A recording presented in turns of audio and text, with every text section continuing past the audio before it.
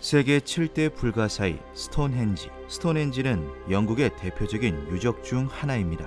스톤헨지에 대한 미스터리들은 몇천 년의 세월이 흐른 지금까지도 풀리지 않고 있는데요. 2020년 7월 스톤헨지의 돌이 25km 떨어진 곳에 위치한 웨스트 우주의 거석과 기원이 같다는 것이 연구를 통해 드러났습니다. 하지만 5,000년이라는 시간 동안 해결된 의혹은 1년 전에 밝혀진 돌의 기원 단 하나뿐이었죠. 스톤헨지는 오래전부터 각종 미스터리와 음모론의 온상이었습니다.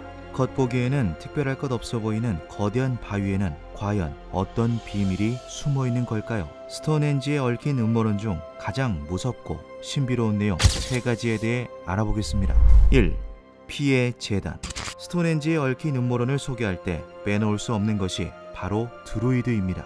드루이드란 고대 켈트의 민간 신앙과 밀접한 연관이 있는데요. 신의 의사를 전하는 존재로서 각종 의식과 마법에 능했다고 알려진 일종의 주술사라고 볼 수 있습니다. 켈트인들은 종교의식과 영적인 장소에 대한 집념이 매우 강했다고 합니다. 이로 인해 마법과 자연신에 대한 광적인 숭배가 행해졌고 이것이 곧 인신공양으로 이어졌다는 설이 있죠. 실제로 고대 켈트의 종교는 환생과 전생을 믿었으며 불멸에 대한 믿음도 있었다고 합니다. 1년에 한 번 기괴한 복장을 하고 집집마다 돌아다니며 처녀 한 명을 골라 신에게 바치는 사매인 의식은 현재 할로윈의 유래가 되기도 했는데요.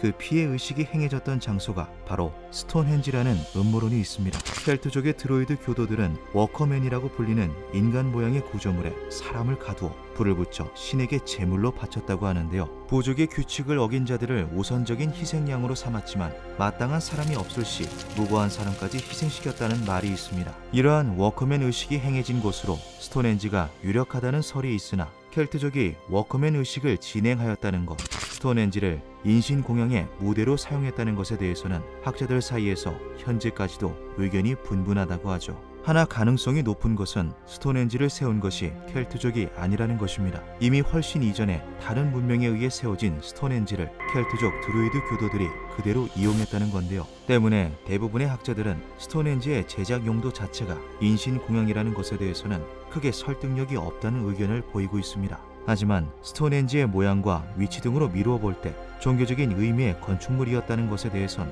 큰 이견이 없다고 하는데요. 만들어진 용도 자체는 그렇지 아니했다 하더라도 켈트족이 공양의 용도로 쓰기에 적합하다고 생각했다면 어쩌면 먼 과거의 스톤헨지에서는 우리가 상상할 수 없는 끔찍한 일들이 행해졌을 수도 있지 않을까요? 2. 우주. 놀랍게도 스톤헨지가 우주와 연관이 있다는 음모론도 있습니다.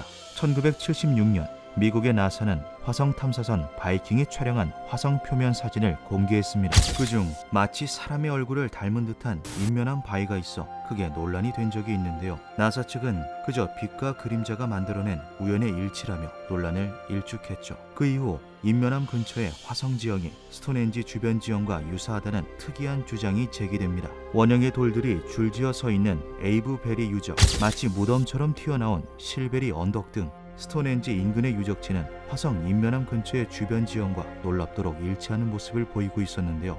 이것은 단순히 비슷하다의 느낌이 아닌 실제 각도까지 맞아떨어지는 것을 확인할 수 있었습니다. 나사 측에서는 해당 주장에 대해 다시 한번 우연의 일치일 뿐이라고 발표했으나 우연이라고 치부하기에는 소름 돋는 정확도를 보여주고 있었죠. 에이브 베리 유적이나 실베리 언덕은 선사시대경 지어진 것으로 추측되는 고대 유적인데요. 때문에 아직 그 의도나 건설 시기에 대해서는 명확하게 밝혀진 것이 없다고 합니다.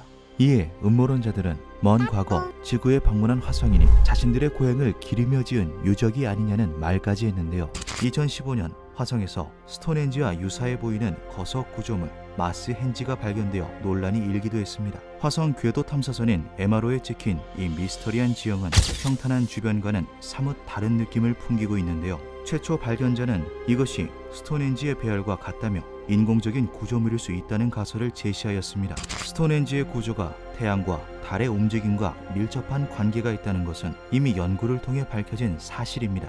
어쩌면 스톤헨지는 하늘을 보고 만든 것이 아닌 우주를 보고 만든 것이었을까요? 3. 레이라인.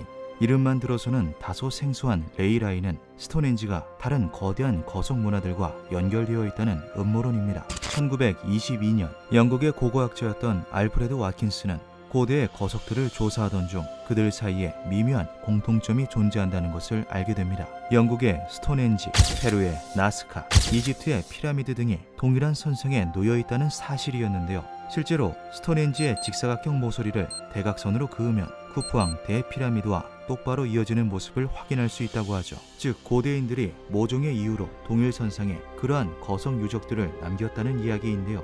이에 와킨스는 이것이 그들이 서로 소통했다는 증거는 아니라고 말했습니다.